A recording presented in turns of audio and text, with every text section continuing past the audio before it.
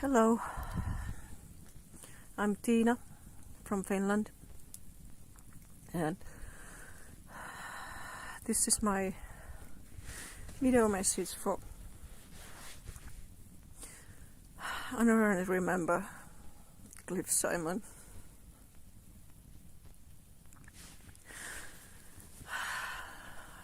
I'm still heartbroken of his passing. He had such a big impact in my life, and I just can't believe he's gone. I first met him in 2016 in Vancouver in Gatecon, and he was so welcoming, so nice and loving person. When he hugged me, he held me so tight that I couldn't breathe. And he was so nice. And he loved his fans. It's just so big hole in the world right now, where he used to be. I don't actually know what to say.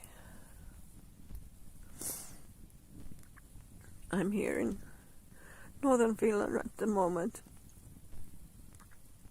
I have my dogs with me. My sled dogs, Siberian Huskies. We are on a little trip here. Just taking a break at the moment. Doing what we love. Just like what Cliff would have wanted us to do.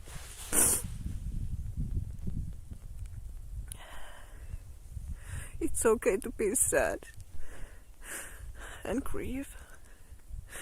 My heart goes to Cliff's family, his wife, and all the fans and friends around the world. Put together, we can go through this. I love you guys all. Bye.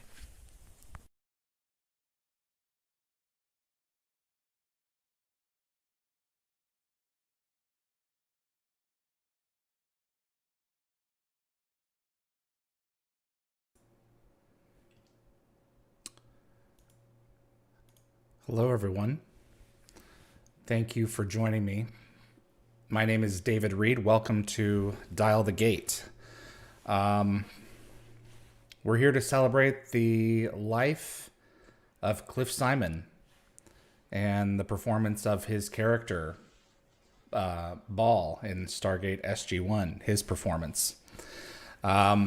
Usually in a typical episode, I'm spinning 5 or 6 plates simultaneously.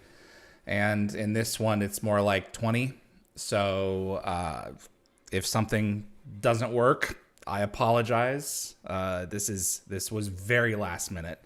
And I have a whole team of people who are responsible for bringing this one together. 2 are going to be in your ear. And then the other 2, one of which being me, are on the screen. So Darren Sumner of GateWorld.net, my friend of many years and partner.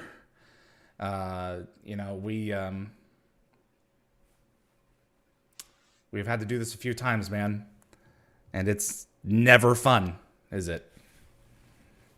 It's not fun, but this is totally unlike any loss that the Stargate family has grieved in recent years, because we have a live stream. We've got all this infrastructure already built so that we can turn on a dime and do something like this, which is incredible. There's over 450 people in the live chat right now. And it's a chance, right? You don't get this feeling most of the time unless you go to a convention. Correct. And you spend time with other fans, and you spend time with the cast and the crew from Stargate. And some of us go back to conventions every year, every other year, and you get to know those people, not just the actors, not just great people like Cliff, but you get to know your fellow fans. So it's remarkable to me that we get to enter this space of mourning together. I am so thankful that you're here, and I'm so thankful for Linda. Are you there? Yes, I'm here. Gate Gabber, my invisible producer. She makes everything work. Very thankful for her. And my lead moderator, Sommer, are you there? I know she's there. She's there somewhere. She's probably... He's currently muted. I guess so. It's all right. We feel her presence. Yeah, Sommer, when you get this message, come back on for me.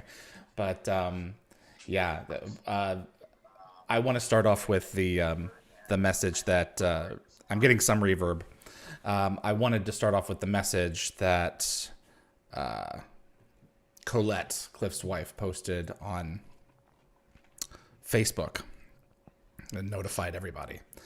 To friends, family, and fans, it is with unimaginable heartbreak that I am sharing with you that my beloved husband, Cliff Simon, passed away at 12:30 p.m. on Tuesday, March the 9th, 2021. He was at Topanga Beach, California, and sadly passed away after a tragic kiteboarding accident. He was known to most of you on this page as the villain you love to hate, Baal, from Stargate SG-1, but as he said, acting is what I do. It's only a part of who I am. And he was so much more, a true original, an adventurer, a sailor, swimmer, dancer, actor, author. There is a gaping hole where he once stood on this earth. He was loved by too many to mention and had a great impact on so many lives. He was an amazing and much loved brother, uncle, nephew, cousin, and friend. He was and always will be the love of my life. And there is unimaginable heartbreak. A small saving grace to this tragedy is that he was doing one of the things he loved most and passed away on the beach near the water, which was his temple. I know this is a shock and will hit hard, but we hope you can respect our need for privacy at this time. I'll end with this verse, which Cliff loved and lived his life by. I would rather be ashes than dust. I would rather that my spark should burn out in a brilliant blaze than it should be stifled by dry rot. I would rather be a super meteor, every atom of me in magnificent glow, than a sleepy and permanent planet. The proper function of man is to live, not to exist. I shall not waste my days in trying to prolong them. I shall use my time. And Cliff's wife, Colette, submitted that on Facebook on Thursday when most of us found out. Sommer, can you hear me? I can. I'm so sorry. I had a bit of a technical difficulty there. I apologize. You're okay. I didn't want to do the show without you. It's like, oh, I lost my Sommer. I'm here. Oh my God. I need my handheld, guys. Oh, bless you. So, I'm here. You didn't, I know you said you didn't get to meet Cliff, but No, I sadly didn't. what has it been like going through? And because you said you've kind of rediscovered him the past couple of days. Oh my God, yes. So many people have said so many wonderful things and shared so many stories. The past couple of days, I've been mining the internet for good stories, beautiful photographs, and memories to share on this episode. And oh my God, I really, really missed meeting a stellar human being. I've been laughing and crying and I know. watching Stargate and discovering projects I didn't know he'd worked on previously. David, Yeah. I'm sorry, Linda. I just want to let you know the live stream has been frozen for a good 10 seconds now. So, Oops. yeah. Not receiving enough video to maintain a smooth streaming. Okay. I see it coming back now. There it is. There it is. Okay, Linda, I'm so sorry. I didn't mean to interrupt you. No, you're good. Okay. Let me continue, Linda. I'm going to go ahead and make some fixes on this end here.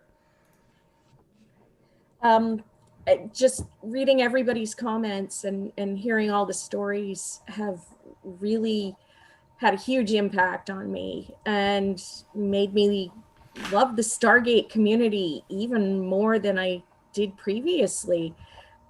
This is a huge family, and seeing everybody support each other over the past few days has been an amazing experience. I really love all of you, and I'm so glad for all the people in this Stargate family. It's just been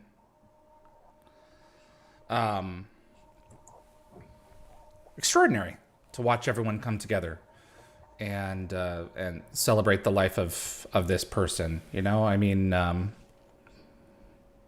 he knew how to live. And Sommer, you had a chance to meet him. Is it in 2018? I believe it was 2019, actually. Excuse me. I think so, and that's when we were in Chicago, correct? I think so. Yeah, because it wasn't last summer; it was the summer before. And but I actually met him at WonderCon before that, and he was the very first cast member that I met. So he was very open arms, very sweet, just the kind of person that you meet and you're automatically, friends with. He just seemed, it was just like the perfect cast member for me to meet personally as a first time, experience on that side of it. I couldn't imagine anybody being more welcoming and sweet and kind and gentlemanlike. And he was just hanging out with us and just having a great time. And it didn't feel like you were in the room. Well, it did feel like you were in the room with somebody wonderful, but it didn't feel the pressure of that. So it was a great experience for me. He was just a very comfortable person to be around, and he laughed and he joked around, and he just was opening to everybody. And I'm so thankful for the experience that I got to say thank you. That was my biggest thing, is I got to tell him thank you for everything that he's done for me. So as far as being a part of the show and me keeping my sanity and all of that stuff. So it really gives me great comfort that I was able to do that. And I know he has many other fans out there that would have loved to do that. And I promise you, on his social media, he was very active, and I know he saw a lot of those fans. He did. Yeah. I've got my longtime production partner, Jenny Stiven. She submitted a clip, as did a few other fans. I'm going to try to see if this is going to work. So please pardon me, everyone, if it doesn't. Hi, guys.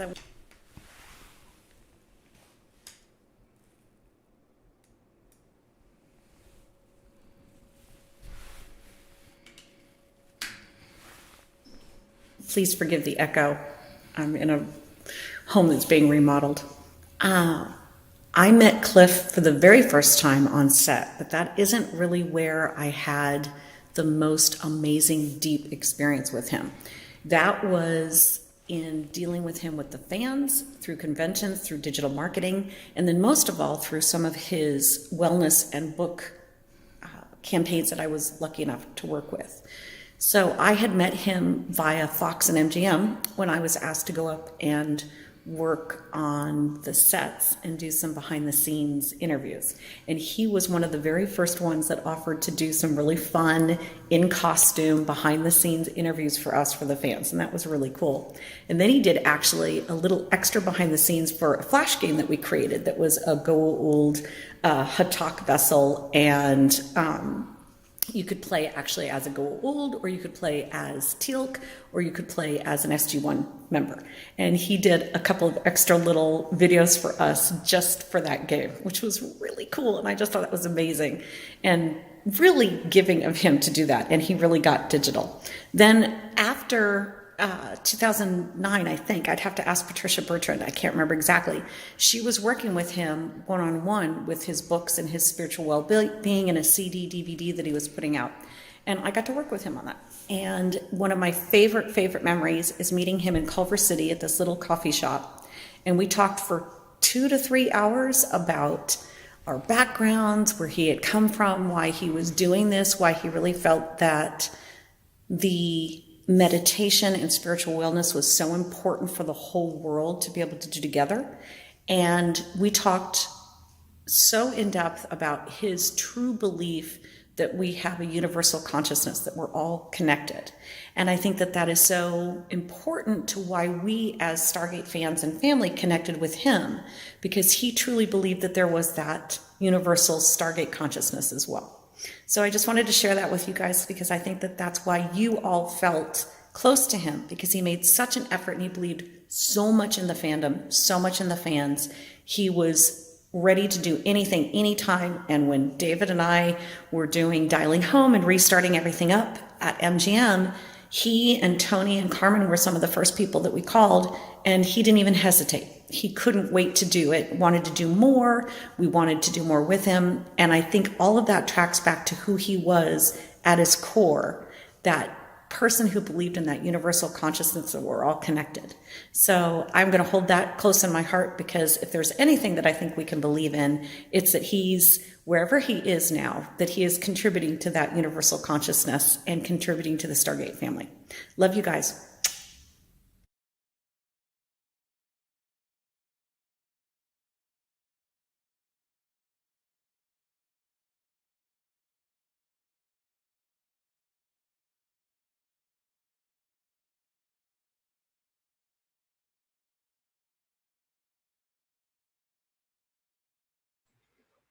Yeah, we're on a few seconds delay, Okay. so I heard most of what Jenny had to say.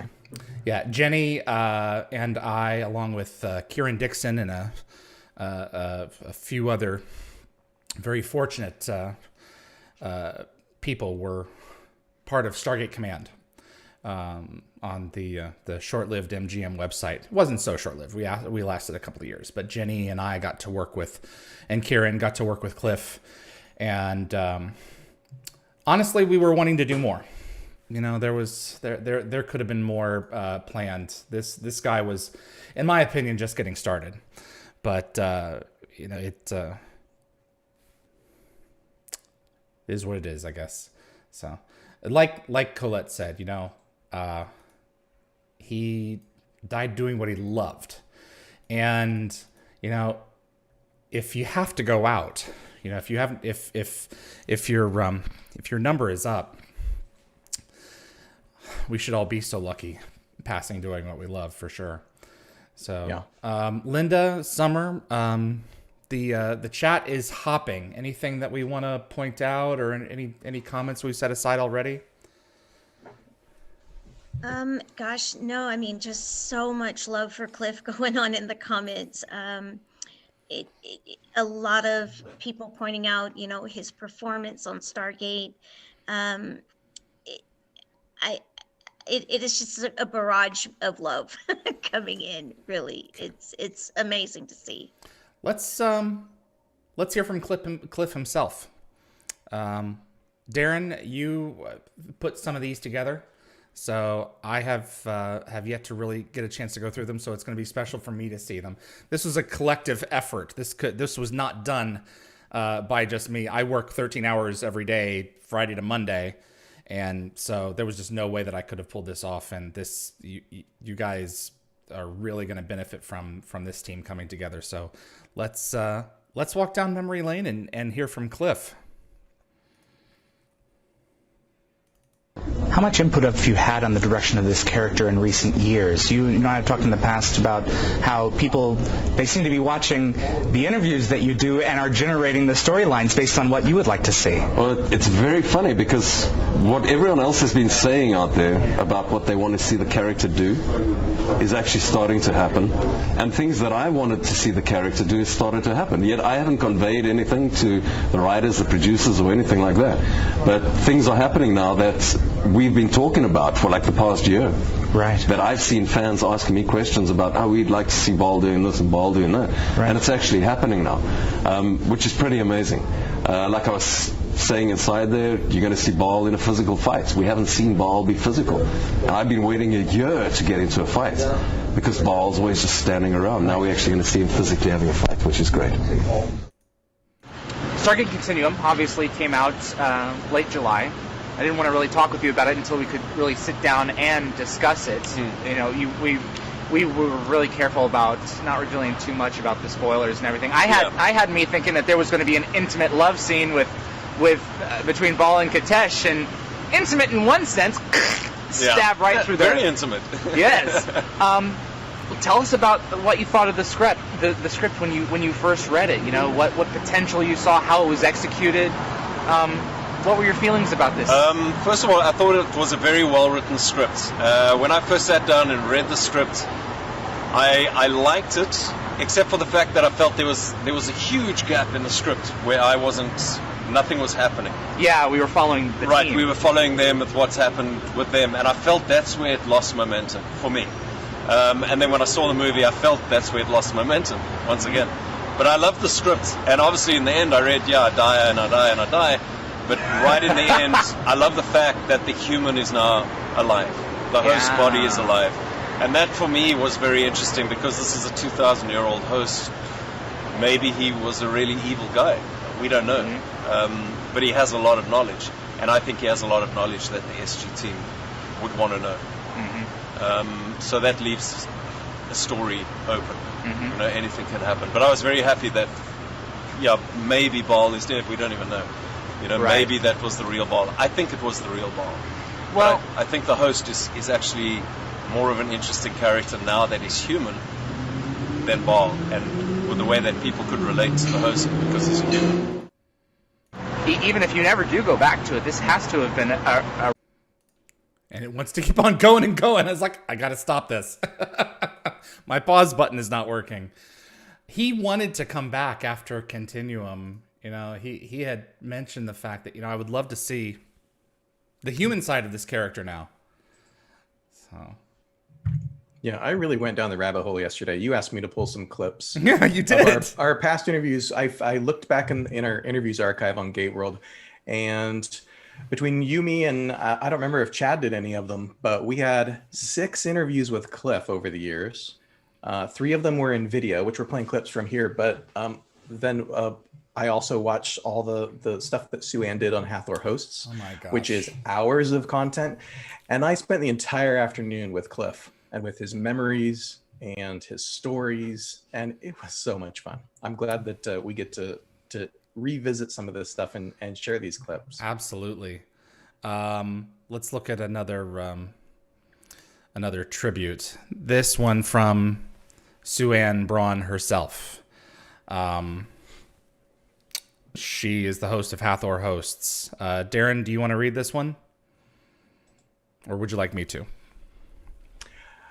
You go ahead. I'm going to close AnyDesk because it's out of sync. Okay, let's do that then. Not seeing your desktop. Yeah, and it's a bandwidth eater, so if you can it might do that. be slowing down the stream too. Yeah. So I'm going to close AnyDesk and hopefully the stream will improve. Suanne was a fellow South African, knew Cliff well. So, and she's host of Hathor Hosts, our sister channel here on YouTube. And I totally recommend that you subscribe to it because season 2 is coming back. And she sent this to me this morning. Where did it go? Here it is. I'm so sorry not to join you all today, but it's just too painful, too raw, and too hard for me to do at the moment. I'm trying to process this awful news just as many of us are, and I'm bereft at the thought of never seeing my dear friend again. I think he would be blown away at the love you've shown him and continue to do so. The Stargate fandom is truly showing that it's a family and not just a fandom. I'm with you in spirit today and love you all. Thank you for giving Cliff this magnificent send-off and tribute. Suanne Braun. Thank you, Suanne.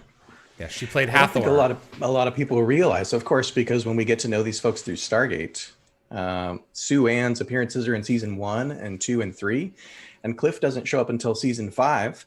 A lot of folks don't realize that, of course, they know each other. They go back years, in fact, and Suanne and other system lords have been posting marvelous photos on social media this week, showing them when they were just wee tots, when they were just kids. They go back many, many years. So we had Cliff scheduled for Dial the Gate today for this time slot. If you feel like you want to see Cliff talk for an hour about his career, about Stargate, about Baal, what this hour was intended to be, I encourage you to go watch Suanne's interview on Hathor Hosts.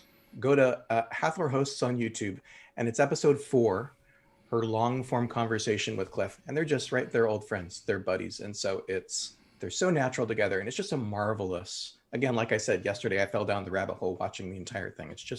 It's wonderful. I am looking forward to revisiting it as well. I have a message from our friend Marcia Middleton, one of the Stargate superfans, and I'm going to go ahead and play that for you guys now. So many wonderful tributes for the incredibly wonderful Cliff Simon. I wanted to add a couple of little times that we had, starting with years ago when I first met him in 2006. I just become the director for the newly created Stargate off-world track at DragonCon, and we were so excited to have a wonderful slate of guests that included Cliff Simon. And the first time I met him, when there is something about certain people when you look in their eyes and you know that they are there with you, and he made it a point to go out of his way to connect. He invited me out to dinner to chat about what my perspective was on his contribution to the Stargate goings on. And I mean, who does that? Of course I went. So, and he shared of himself with the fans and had such delight in doing it. His energy, his passion for life was palpable and infectious. When a couple of years after that, I decided to do a Stargate My Little Pony thing, and we had the idea of inviting guests or celebrities to do their own version of My Little Pony. So, and Cliff was one that I asked, and he accepted immediately. He's like, wow, that sounds cool. So I sent him a blank My Little Pony and said, create whatever you want in My Little Pony, and we're going to auction them off for charity. And he had such fun with it. He made a My Little Pony beach with sand and just incredible artistry. And his My Little Pony helped us that year. That year was 2008. Tragically, the year that Don Davis passed away, just a couple of months before we were going to have him as a return guest at our panels. And Cliff's My Little Pony, Beach My Little Pony, helped us raise over $10,000 for charity that year. And it was an incredibly lovely addition to the My Little Ponies we had. Also, Cliff was not afraid to talk about possibly more sensitive issues like his growing up in South Africa and the apartheid that, of course, part of his upbringing was a part of. We had him in our room for a single a panel done all by himself. And he spoke honestly and sincerely and engagingly about that time and how that helped him develop into the wonderful person that he was before us. I appreciate his love for fandom, his love for connecting with people, and his singular joy of being being human and sharing that and adventuring. And I want his family, I want you to know that the love that he gave us, we gave him back, hopefully in equal, if not more. And that I thank Cliff for being a part of my life and a part of fandom. My phone is lighting up. I'm so thankful to everyone who has turned up to watch our program, and I'm just trying to keep my head on straight here.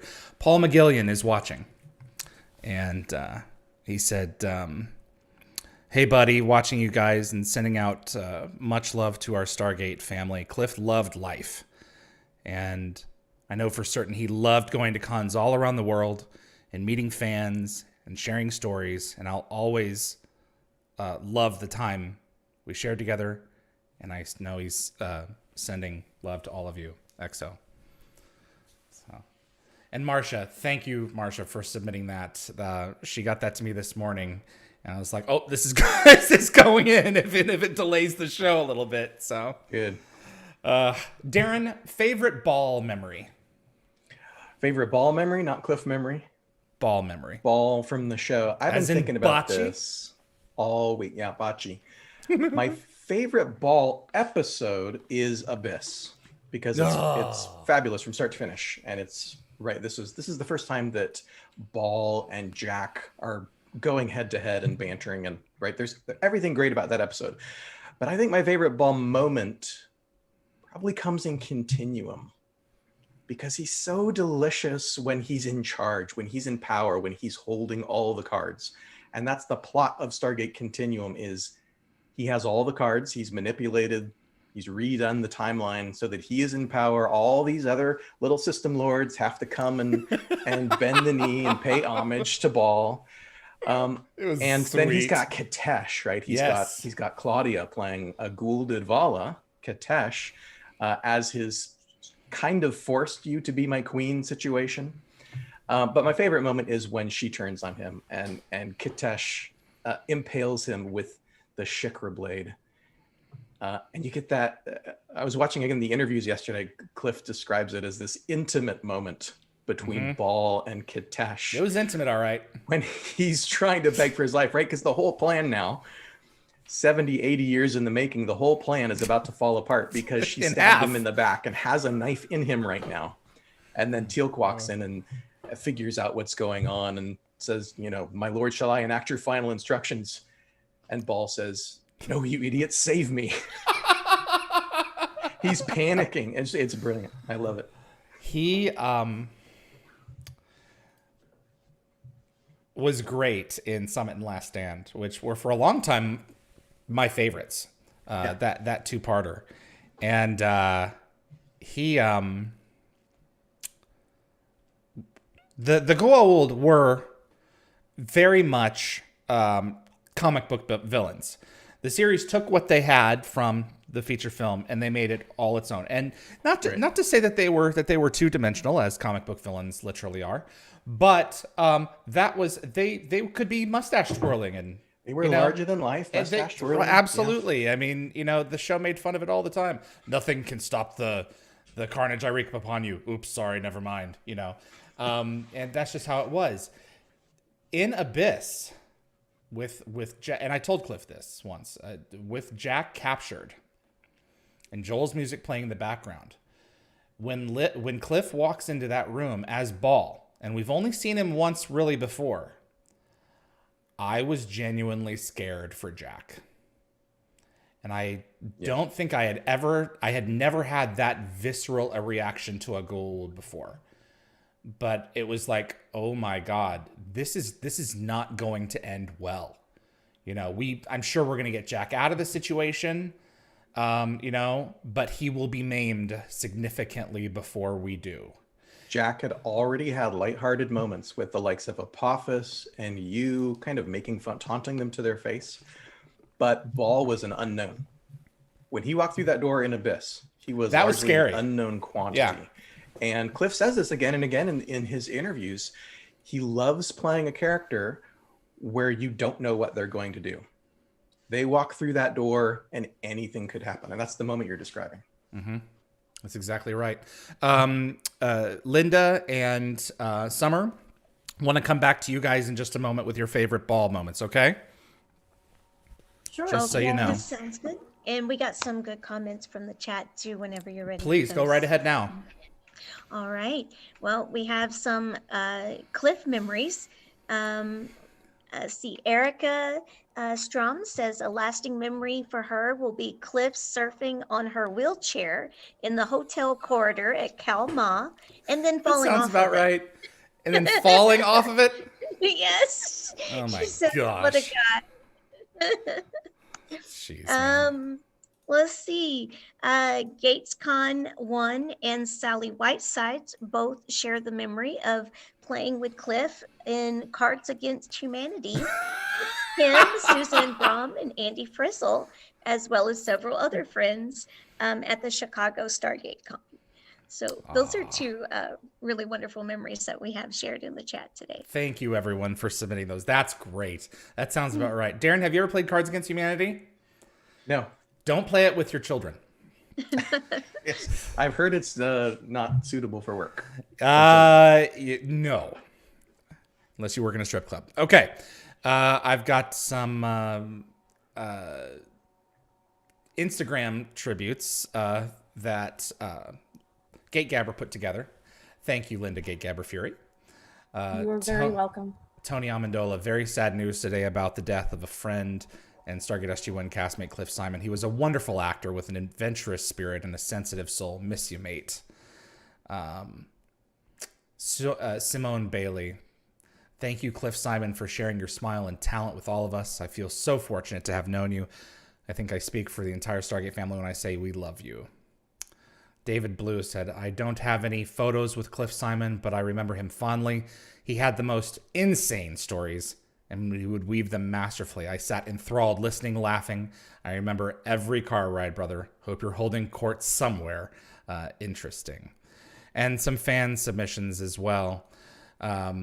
Keith O'Mell. Hey, Keith. I was deeply saddened to learn that Cliff Simon passed away on Tuesday. Cliff was an extremely talented man, and I was lucky enough to meet and talk with him several times over the years. He played Baal, one of the best villains ever on Stargate SG-1.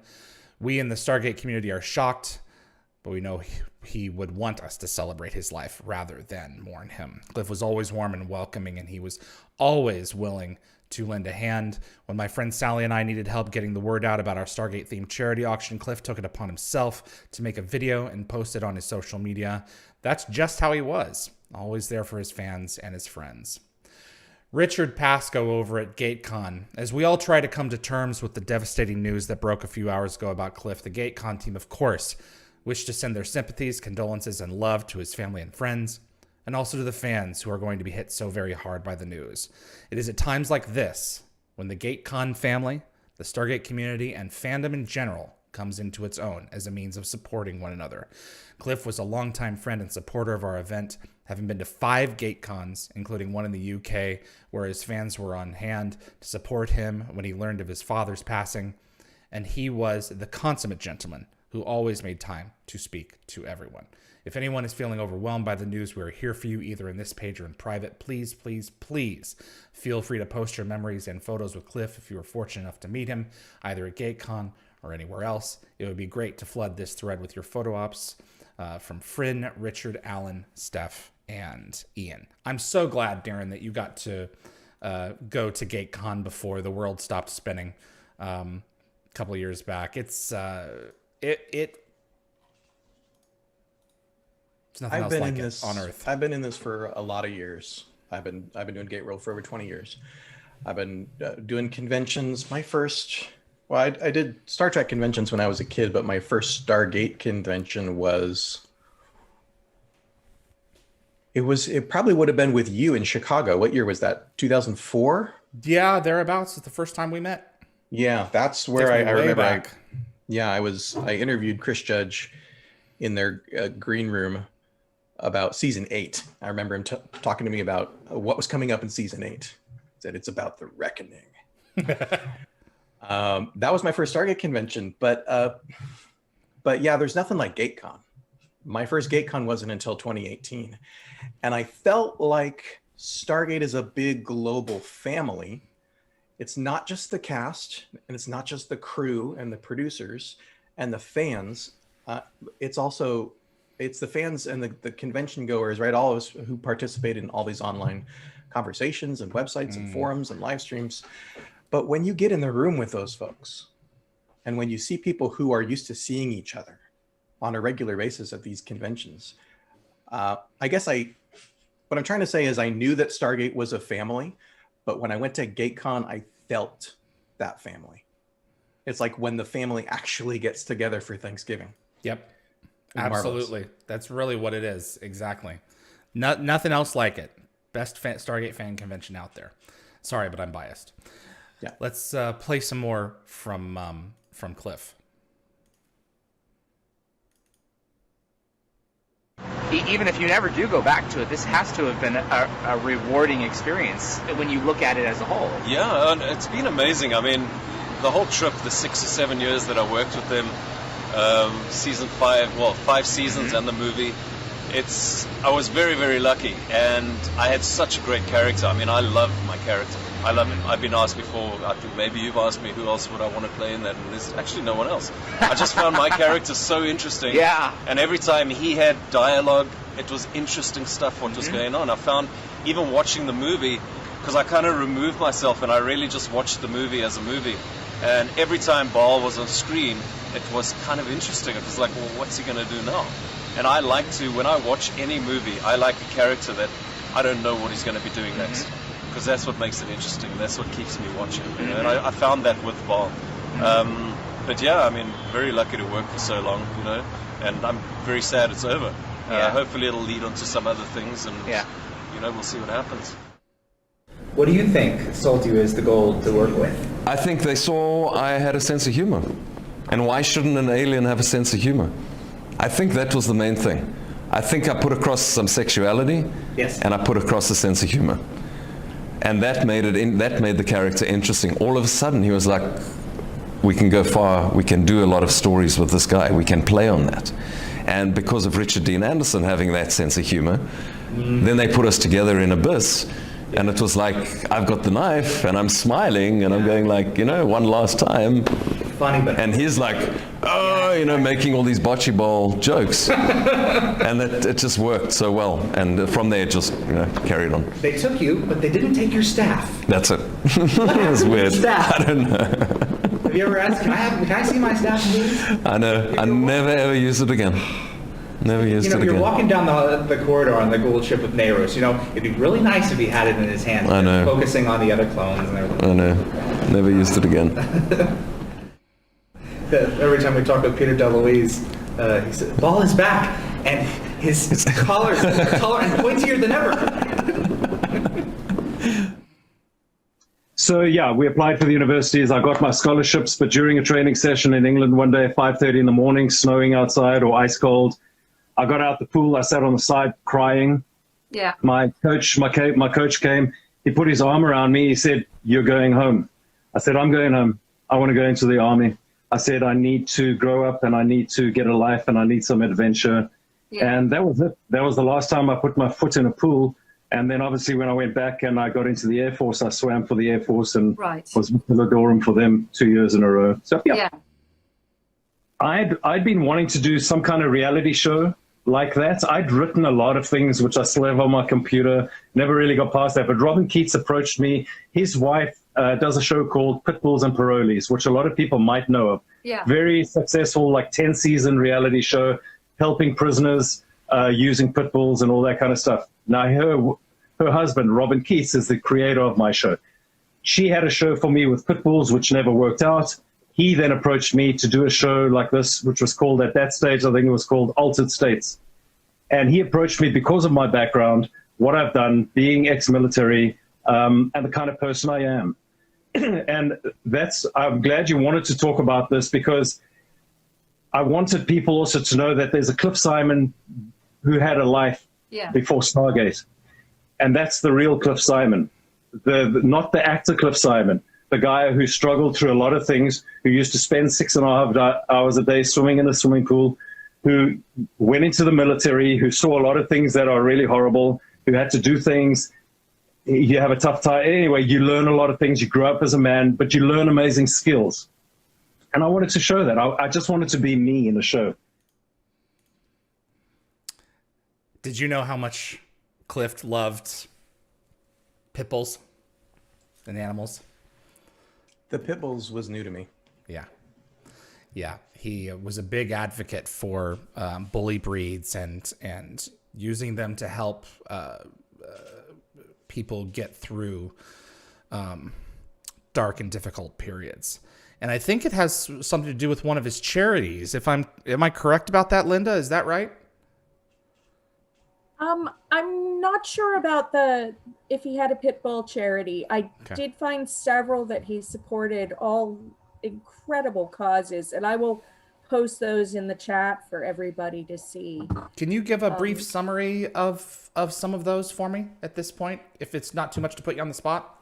No, not at all. I put them on the sheet here just because I knew you might ask. Yeah, I do know he That's was my very Linda. involved in Los Angeles pit bull charities. Yeah, so. He posted a lot about Sea Shepherd, and a number of the fans mentioned his activity with that in preserving marine habitats, and that's a cause I've always loved myself. I belong to a different whale rescue society in Massachusetts, and I still support them online. Absolutely. Another cause that he mentioned a lot in recent days was Stop Asian Hate. He didn't list a specific charity, but I have a link to an Oprah magazine article that discusses the issue very nicely and offers suggestions on how you can help. And of course, the number one is just tell your Asian friends that you're with them at this time. Let them know that you support them and that they can come to you if they're having difficulty in being bullied. Also, of course, the Stargate charity auction that got mentioned again and again. So he was very involved in not only people, but animals. And this was a man who was doing his very best to save the world. Yeah. One step at a time, we can't all do it all at once, but definitely have to do what we can, where we can, where we love There's life. another, I think there's another pit bull clip, one or two clips later. I'm trying to watch through the live stream, but I'm about 40 seconds behind. Another one where he talks about the work that he did going, and one of the things that you could do for these charities is you just go and you pick up one of these dogs just for the day, and you just go take them out. And Cliff would go pick up a pit bull from the rescue and take him to the beach. Yep. And give him a day out. Wouldn't you like a day out? Absolutely. I don't know if you want to find that clip, but it's really touching. I will do what I can for if we don't come across it before the end, remind me before the end of the show, and I'll try to manually pull it. Tara submitted this. I want to express my condolences. I'm still trying to process the loss of such a remarkable man that is Cliff Simon. I had the pleasure of meeting him twice at Kalmah. He was truly gifted, a legend, and will forever leave a powerful imprint on our lives. He will forever be missed, loved, and cherished in our hearts. I watched your video referring to the one I shot on Thursday, and that we could send a video message. I don't think I can. My head isn't stopped spinning from the news, so I was wondering if it's okay to post this picture. I have a few of him, but this picture speaks out about how much love there was for him and how absolutely legendary he was. So, just a great human being all around. And let's have a look at some more social media clips here. Oh, this is artwork submitted by Delphine Landes. Am I pronouncing? You think I'm pronouncing that right, Linda? She Landes, I think it is. Okay. Oh, I apologize. Yeah. So this was one that we found, that Linda found on the internet. I'm not sure what the paper it is it's printed on. It looks like some kind of text, but absolutely stunning ink artwork. And I have one more from Lauren Hollander. Absolutely stunning. This is I'd love to know what kind of medium this is. This has got to be Photoshop. The fan community, in terms of its creative output, knows absolutely no bounds. And there's just some cool stuff out there all around. More cast memories I'd like to share with you here. Christopher Judge just submitted the Heartbroken Hearts. And I can certainly relate to that. Tori Higginson, super shocked and deeply saddened to hear of Cliff Simon's untimely passing. His embracing of life, adventure, and spiritual archaeology was always inspiring and such a delight to be around. Many thoughts of strength and love to his family. Paul McGillion, such sad news about my dear friend Cliff Simon, a true gentleman. You'll be missed, my brother. And Amanda Tapping, so incredibly sad to hear of Cliff Simon passing away. What a wonderfully lovely man he was, such an important part of the Stargate family. I am speechless. Rest in peace. And one more from fans. Rest in peace, Cliff Simon. I had finished this sketch earlier this week, and I thought I should share it today. I'm so truly heartbroken and still cannot believe he is gone. Great piece there. My husband just had Cliff Simon send me a message for my 40th birthday montage last month. He talked about how much he loved the show and the fans. I thought he would share his words with all of you. So the Stargate fan club posted that video file to their page. And also they posted, in memory of Cliff Simon, here's a repost of my favorite meme featuring Lord Baal. This is a GQ magazine cover created by Seshet, who was also responsible for our logo design here at Dial the Gate. So Seshet is Debbie Bell. She's a graphics designer, truly exquisite work that she has done. She did cast magazine covers for Stargate SG-1 and Stargate Atlantis, for everything from Time to GQ and Science, and she's just incredible. The amount I love her work. She's crazy, absolutely crazy stuff. Yeah, GQ here is Goa'uld Quarterly if you look closely. And I see this on the Stargate subreddit every few months. This will pop up, and I'll have to chime in and say, "That's Seshet. That's my friend Debbie." Absolutely, it is. Jane Graff works security at Gatecon for a number of years. I've lost count. She was kind enough to submit a video tribute as well. Hey David, it's Jane Graff, part of the staff for Gatecon, and wanted to share a memory of Cliff with you all. The day before Gatecon in Reading, UK, as Cliff was coming to the UK, as many of you know, his dad had passed away. So when he landed, he got that news and he had to cope with what had happened far away from his family and his friends and his wife and the rest of his family. And afterwards, after he'd made a few phone calls and spent some time alone, he sort of wandered the halls of the hotel in Reading. And I was in the ballroom with Alan, who was working on the volume for the morning video and for the opening ceremonies and stuff. And Cliff came in and sat down next to me. And for about 45 minutes, we ended up talking about our dads, the giants they are in our lives, the heroes that they were to us. We laughed, we cried, we held hands.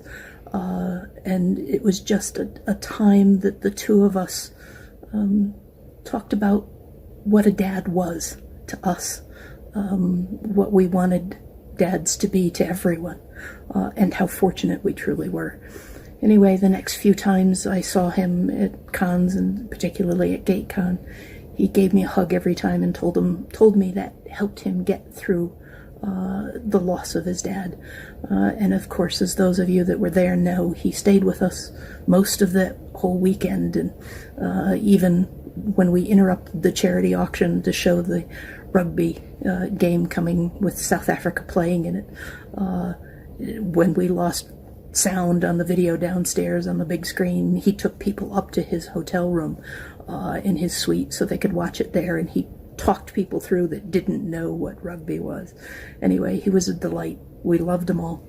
I hope he knows that, and I hope he knows that he's precious to so many of us at Gatecon.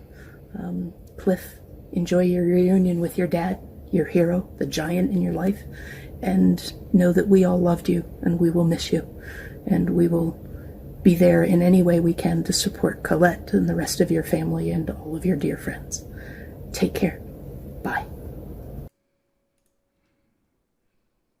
Jane is a wonderful human being, and one of the bright specks in fandom, particularly at Gatecon. I always love to see her when we have another convention. So I did not know that story about him and his dad losing his father while he was away. Did you know about that? I had just recently come across in my all the interviews I listened to yesterday. He talked a little bit about that he was away when he found out that his dad had passed. Consummate professional. Show must go on. He stayed there for fandom. He made it work. Apparently, I missed a message from Kate Hewlett on the previous screen. She said, "Oh no, I had not heard. I just met him in 2019 and was totally blown away by his positivity, humor, and kindness. This is so tragic, and I'm so sorry to all those who knew and loved him." Let me see here.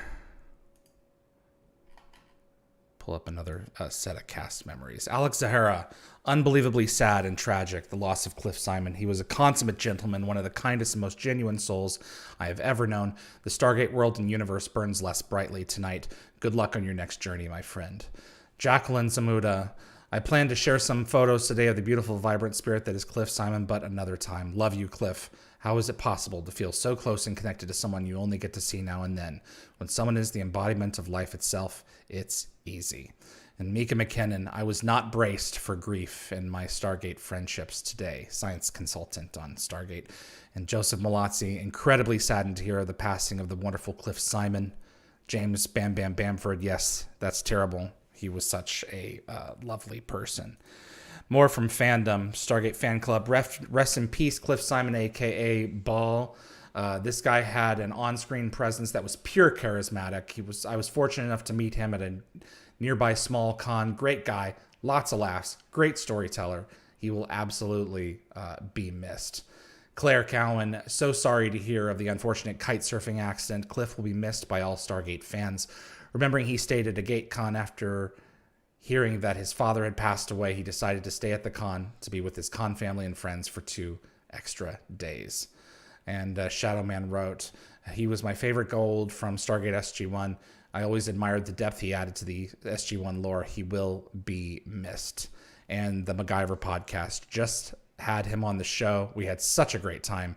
The whole family is stunned and gutted. We watched Abyss in his memory. That's beautiful. Thank you. Absolutely. Sommer, a special, your favorite memory of Baal? Okay, well, gosh, I love Baal. I've gone on record saying that he's one of my favorite baddies, if not my favorite baddie.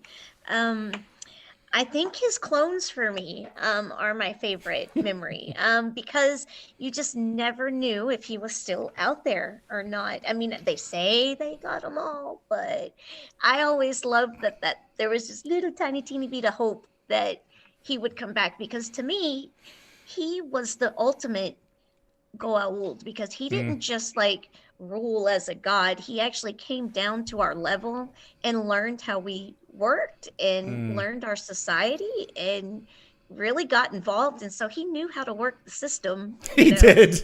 So it always intrigued me. Out of all of the Goa'uld, he actually got his hands dirty, and he actually came down and took the time to learn instead of just lording over and trying to rule by force. He was so devious. He just got down in there and tried to figure out how to destroy us from within, you know. So that's really my favorite. I'm part of Baal. Linda, do you have one? Oh yeah, I definitely do, and it's also one of my very favorite Sam Carter moments. I know which one this is. You know which one I mean. It's Sam and the DHD is, acting up, and they can't figure out what's going on, and she decides it's the obelisk that's our problem, and she's trying to solve the problem, and he just won't help her, and finally, she hauls off and socks him in the nose and knocks him on his backside. And it's just such a hilarious and wonderful moment that never fails to make me laugh. It's a great scene. The Quest Part 2 really brought out a lot of great performances. Most definitely Cliff Simon, for sure. Let's play... I think... Go Before ahead. you play the next thing, I think Cliff's character is so significant to the story of Stargate because what they did with Reckoning and Threads at the end of season 8 was they kind of tied up the system lords. They were no longer in power. The Goa'uld threat was fading. And then we find out that Baal is living on Earth. Actually, if you look at the list of episodes that Cliff is in, most of them are in seasons 9 and 10 because he was the one system lord who decided that he wasn't done. Yeah. And he made another play for power in a different way. And then the Ori came and it's another play for power in a different way. And then he got his hands on Adria. And he's always scheming and always doing something. And it's right, all the other system lords just kind of went away. That's exactly right. Really, that's when Baal really... he shined. Yeah. For sure. That makes a lot of sense. Let's play a couple more of the clips from Cliff here. So I started off by just once or twice a week walking the dogs, and then attending on a Sunday morning, attending one of the rescue days at Petco, one of the big pet department store where they would do adoption days. And I just thought, you know what, I'm help. I have the time. So I would get a crazy dog for the day. I'd pick him up, put him in my truck, and I'd drive him down to the beach, and I'd walk along the beach with him because he's cooped up in this little cage all day, and it makes them insane. And, I loved it. I did it for quite a while until eventually it started to get me down. I started to get too upset taking him back. I can't talk about it. Sorry. Oh. And then anyway, one sec. Then eventually I got my own rescue dog, and she lived a long life, and she died last year, unfortunately. But that's how I got involved with him. I just thought it was very important, and it was out of control at one stage, but the rescues now, I've really got a good handle on it. And believe it or not, with all this, what's going on with COVID, a lot of the rescue companies are kind of empty. People have fostered so many dogs because, number one, the staff have had to be less at the adoption agencies, and people have really stood up and gone to foster a dog for a month or 2 months until things calm down and they can go back, or hopefully the people will just keep them, as a rescue. So in a way, it's been a good thing, for the dogs anyway. That's some of the rescues I went to. Every convention I have done, there's been some strange, weird things happen, or and they all, but 99% of the time, it's all very good experiences from people and being with people and the feedback I've gotten. I don't know. I could never really say which was the best experience or who was the best fan I've ever met. I just think all of you are freaking crazy and amazing and just really enjoyable to be around. And yes, at conventions, when we take a break, we need a break because you guys are mad, but in a very good way, you know what I mean? It's just your energy and everything is so amazing. And that's why we have to take breaks, because it's draining. Yeah, but so supportive, and the Stargate love is amazing. Yeah. What do you think about attending conventions? You've been doing a lot more of them in recent years. What is your feeling about attending all these conventions? I'm still getting used to them. I did start doing a lot last year. I know this year I've got a lot coming up. We've already booked 6. November for me is just going to be a crazy month. I have one every single weekend through the month of November. Holy cow. I'm getting used to them. I do enjoy them, as far as what I said to the fans and the viewers now, is that, without them, we wouldn't have a show.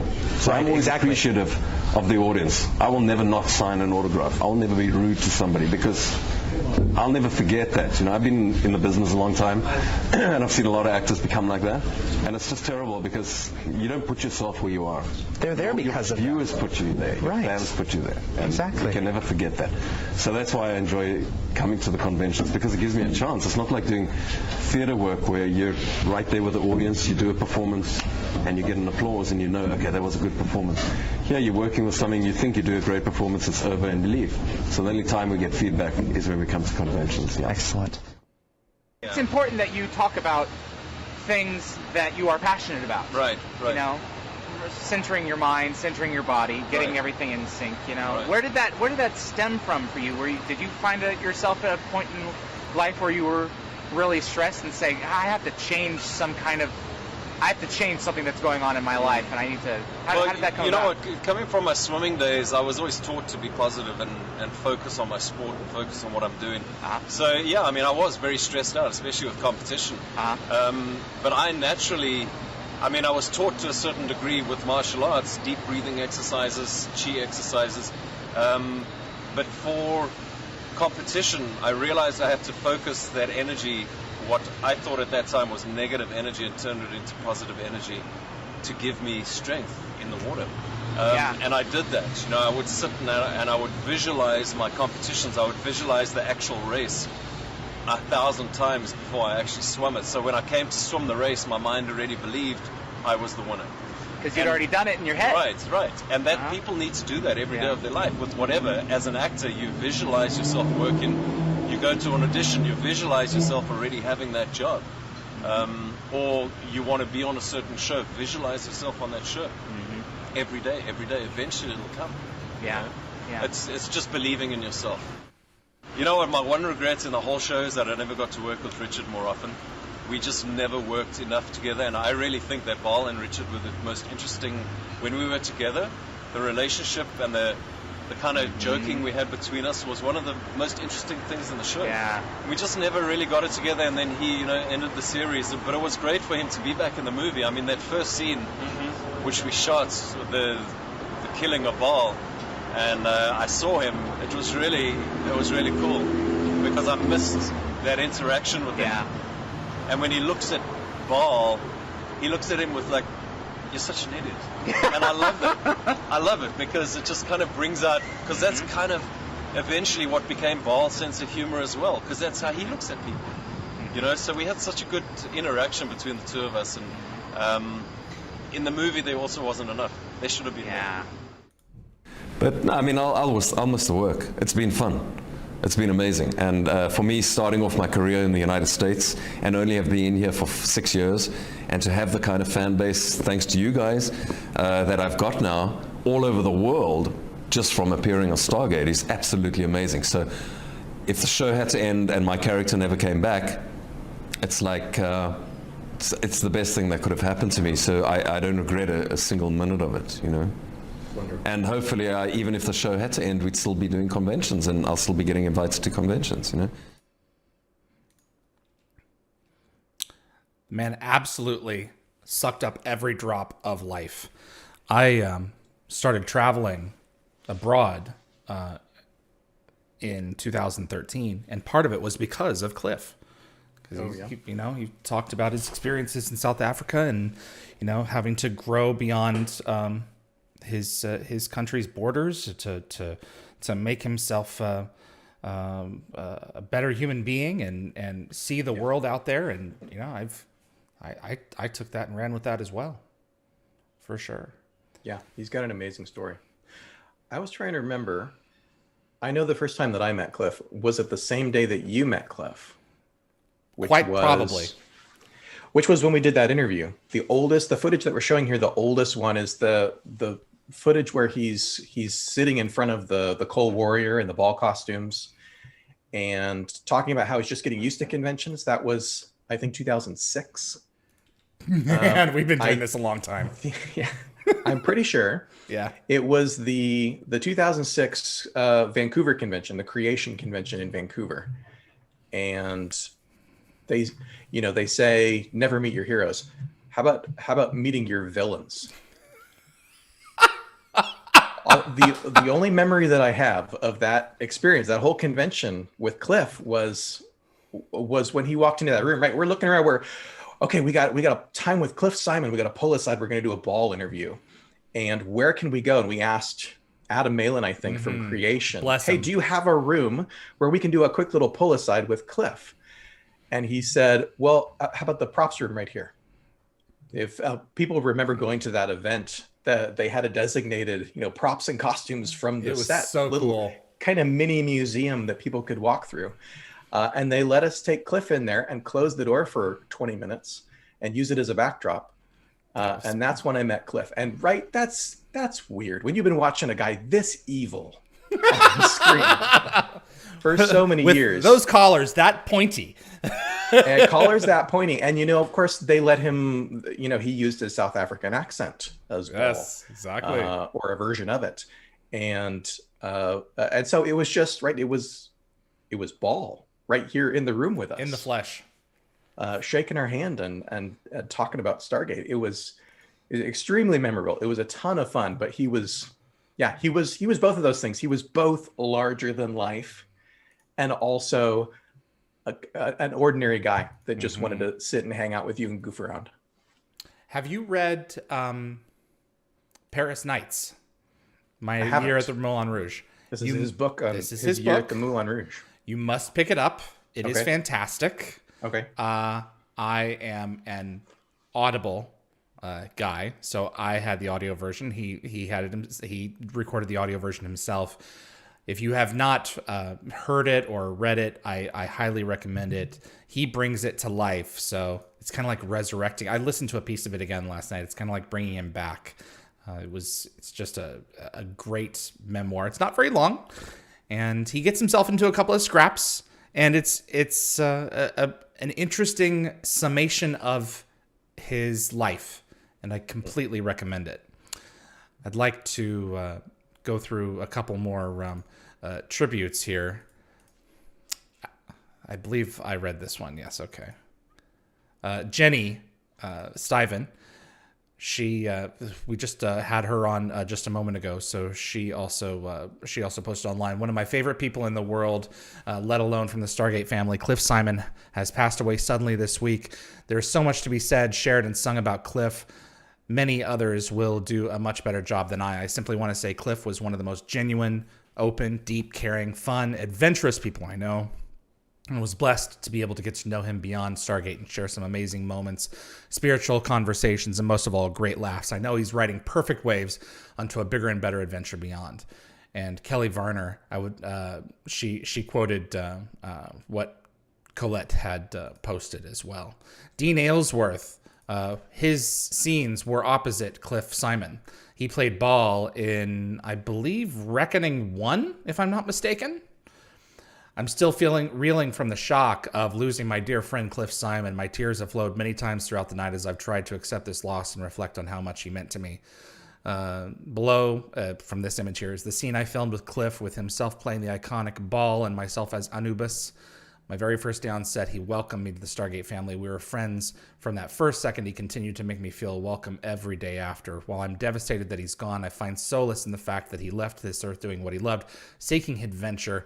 It was that sense of adventure and his live-in-the-moment attitude that inspired not only myself, but also all of us who were lucky to have his friendship.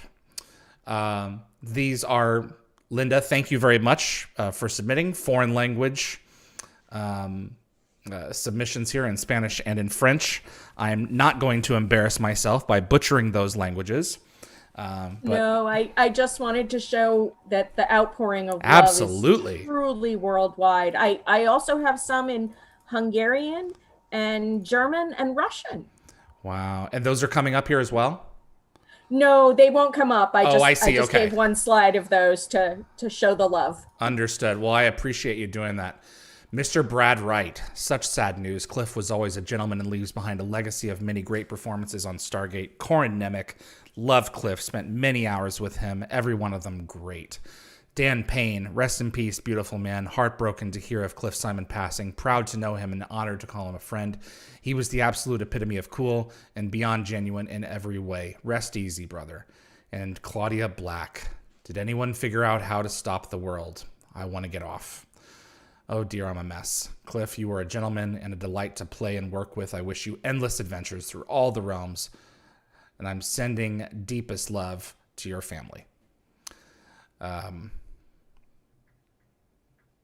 There's only, so much that you can say about a great human being. Jenn Kirby submitted a clip as well. She's my production assistant, and I'd like to share that with everyone now. Cliff Simon had an extraordinary and amazing power. It didn't take him many words, time, or actions to befriend anybody he met.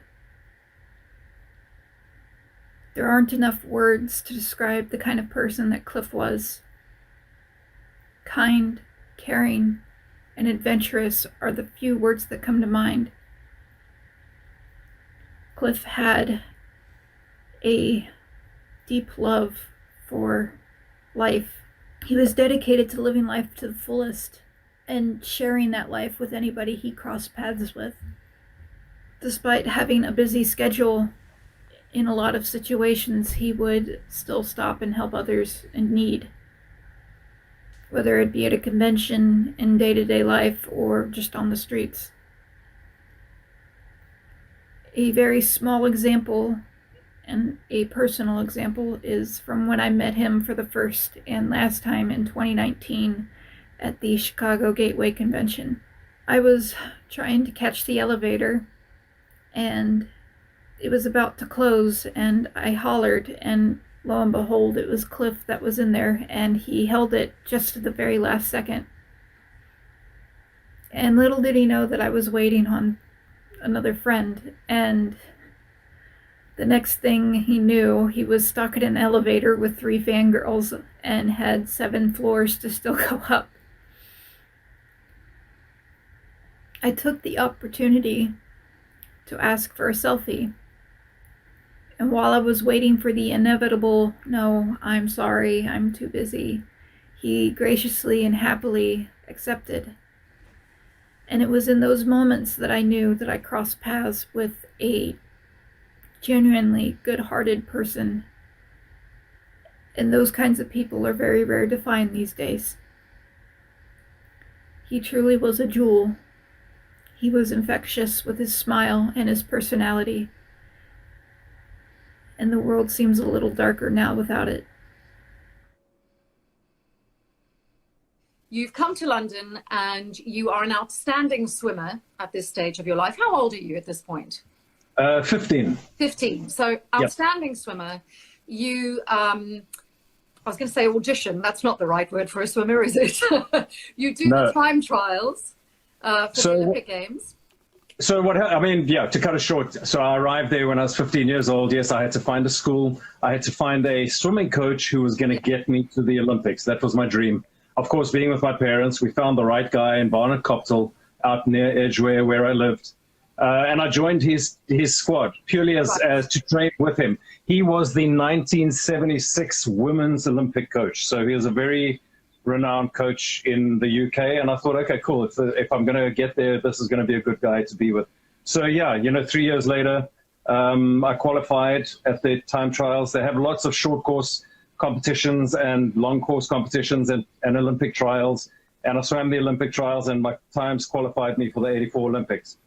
Right. So after that stage, then we started looking into universities in the United States for me to get 4 years of swim training in the United States, because that was the best thing I could do. Right. Yeah, I became a professional dancer in South Africa. I did cabaret shows. I did big shows like Sun City. Anyone watching, these are big shows, kind of like the Las Vegas shows. I did that for 12 years. I made a living out of it. I got pretty good at it. I was never a trained ballet dancer. I went to ballet class to get a bit of a foundation and a bit of technique. But I made a living out of it for 12 years. And eventually, a good friend of mine was principal at the Moulin Rouge, and he said, "Cliff, one of the guys has broken his leg. They're looking for somebody. I've showed them your photograph. They're really interested in seeing you. Come out. That's all he said. So I said, okay, cool. I was involved with a girl for 7 years in South Africa. I told her I'm leaving. I sold my car.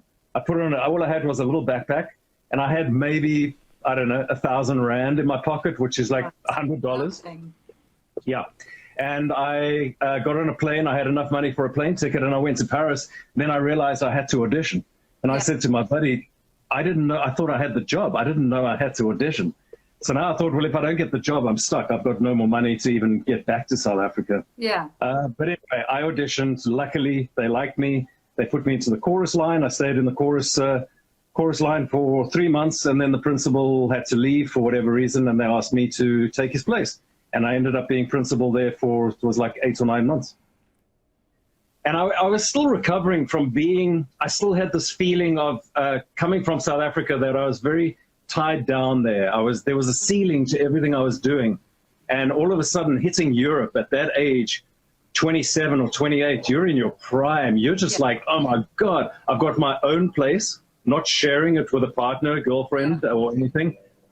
My own place. I can come and go as I want. I can sleep all day if I want. So it was just a totally free time for me. And yeah, of course, women came into that because I was not interested in getting involved in anyone, but I was in the kind of business where there are just so many women, whether it's the audience or whether it's the dancers. I mean, we're in a place where there's like 40, 50 girls and there's like 10 guys, and 8 out of the 10 guys are gay. So, I mean, come on, our chances are pretty good. Yes. For a couple of years, I'd been thinking about moving to the United States, whether it was for acting or for whatever reason. I wanted to become a US citizen. That was my big thing. Yeah. For whatever reason, I don't know. We had a few very violent incidences in South Africa. I was getting crazy there. I was, I'd walk around. I'm not going to talk about negative things, but I always had 2 guns on me at all times. I had break-ins in my house. I won't even talk about it once again, but things prompted me to, okay, now's the time to leave this place because I want to get on with my life. I hope this country comes right, but unfortunately, I only have one life. I don't have kids. It's going to be easier for me. I can leave now with my wife, and that was it. I had a cousin. I've got a cousin in South Africa, in San Diego, who was an immigration attorney. Contacted him. I said, I want to apply for a green card. I want to do this properly. Paid him $5,000, and a year later, I got my green card, and my wife and I emigrated to the United States. Gave everything up in South Africa, like you're talking about. I had $18,000 in my pocket. $18,000, and I came to Los Angeles, one of the most expensive cities in the world. Now I had to buy a car for me. I had to buy my wife a car. Yeah. I had no agents. I had no contacts. I had nothing. Yeah. And I truly started from scratch. And yes, that first year that I was here, it was a shock coming from what I had. I went through a depression because I was like, I never once thought about going home because I didn't want to. I left South Africa, but I thought, okay, is there anywhere else? Maybe. Yeah. But I thought, no, this is where I want to be. This is the top. If I'm going to do what I want to do in life, this is where I'm going to be able to do it. At least have the opportunity to try and do it. Exactly. So we stuck it out, and for first, I think it was a year I was here, and I was lucky enough. Well, I went for an audition. I found myself an agent. I went for an audition for Nash Bridges, and I got a guest star role in Nash Bridges because of my accent. I played a South African. It was just a lucky role, and that was my first gig here up in San Francisco, actually. And of course, it was all like, I thought, okay, I'd cracked the big time here. Yeah. We're drinking wine at home. It's like, wow, I got the audition. I got guest star on Nash Bridges. I remember when he told me when he had gotten his American citizenship, and he was very proud of that. He was very excited to become a full-fledged citizen. I really want to thank everyone for coming in and participating. We're going to have to wrap it up here. Peter Calamus is going to be coming in pretty quickly and is going to lighten the mood. So, Linda and Sommer, any final, Linda first, any final thoughts? Just that I am really sorry that I never got a chance to meet Cliff. He was an incredible person, and I want to thank everybody who has taken the time to talk to me this week. about their comments and about the artwork. I've struck up a lot of conversations, and in Cliff's memory, I have made a whole bunch of new friends. So he continues to have a huge impact on people's lives. I've got more members of my Stargate family this week because of Cliff. That's really cool. Sommer? Well, I totally echo that as well. And it's, again, I'm just so thankful I was able to say thank you, and that the time I got to meet him, we went bowling. So I have a lot of nice That's right. Bowling with ball or bowling ball, so it's such good memories. And I just wanted to read some of the things in the chat that I think are some of the most iconic things. One, a few of the people in chat, including my husband, their favorite moments of Baal is when he says, when Jacob and them they're doing the gate thing to activate all the gates to destroy the replicators. Yeah. And so he says, he's pointing to this one, and he says, yes, that one. And he says, how do you know? And he says, I'm a god. Gods are all knowing, And then of course he messes up later on, Sommer can't take much more of this. Neither can I. That was great. Right. And then another the other memory that stuck out in the chat was the favorite moment when he says to Apophis, did you plan to say that when you walked in, or was that just off the top of your head as he slices the dad joke? Head? Yes, that was great. Be careful not to choke on your aspirations, director. Jeez, man. That was good stuff. And then some of the personal tribute. Stephen Drysdale says, hi, David and Darren. He was an excellent actor, played his character immediately, evil but legendary system lord.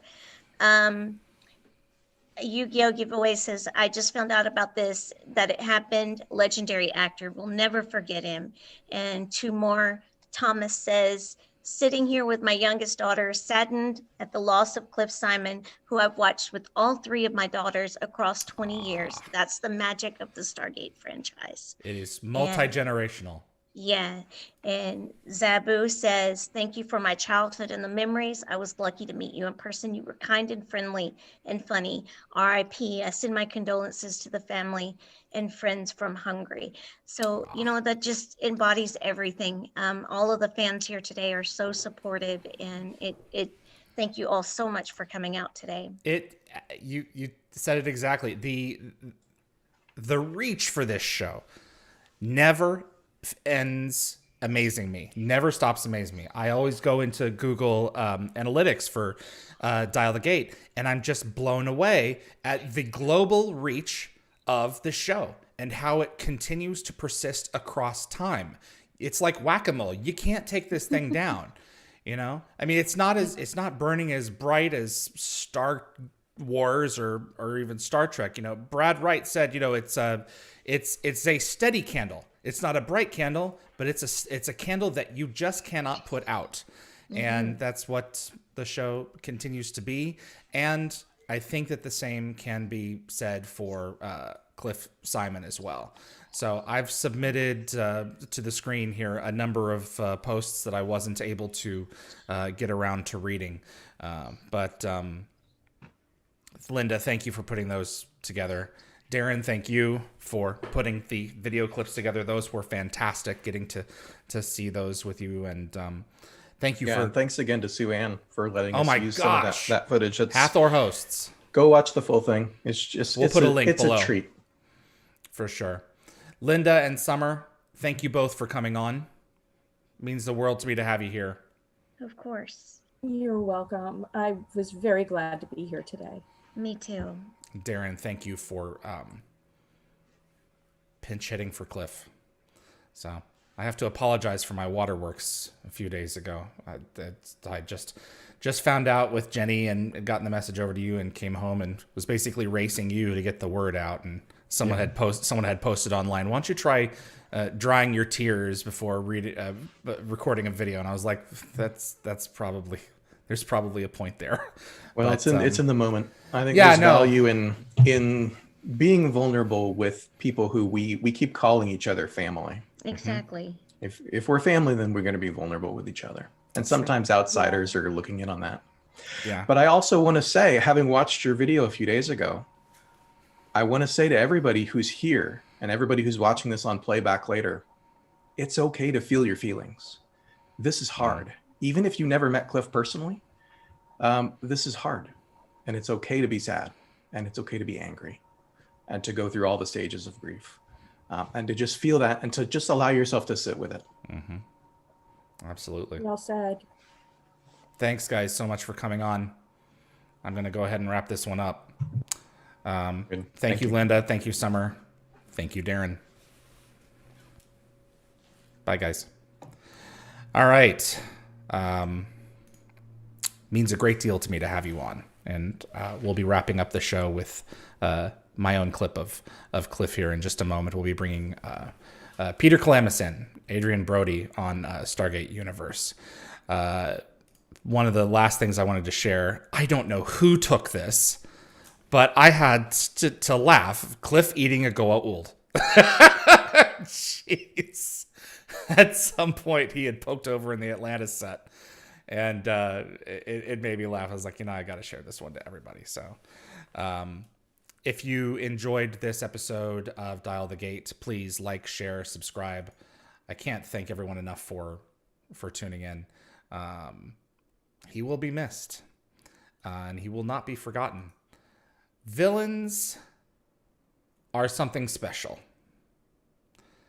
It's the heroes that get all the glory. But it's the villains, I think, who also tell us about what it is to be human. Cliff Simon knew that. And it's one of the things that we talked about a lot. And man, he ate it up. That man ate the stage. He was my friend. And it was a pleasure to get to spend so many hours with him at conventions and to watch him with his fans. No one like him. My name is David Reed. Thank you for watching Dial the Gate, and we'll see you on the other side.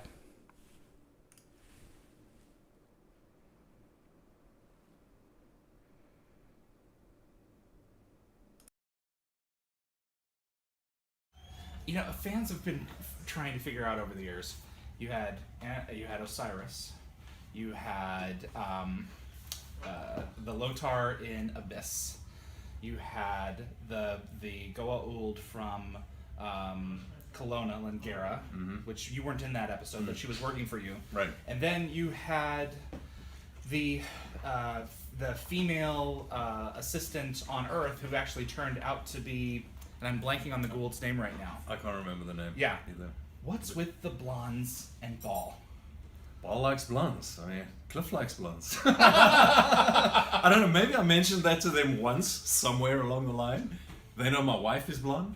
Maybe they just... Maybe that's Athena. Athena was the... But I was they just assumed. I'm dark. He obviously likes blondes. Has someone that's fair. Yeah. But she was beautiful. That girl Athena was beautiful. Man. All right. Yeah. Yeah, because I was like, there's a trend here. Yeah. There's like a growing trend. Either it's conscious or it's subconscious or it's where it comes from? The luck of the draw in terms of actors. It comes from the first episode I shot when Osiris walked in. She was blonde, and I looked at her and I'm like, I like this. And they picked up. And it won you the part for the next 5 years. Yes. Yeah. Wow. And told them I like blondes. Well, they pulled it off. Cool.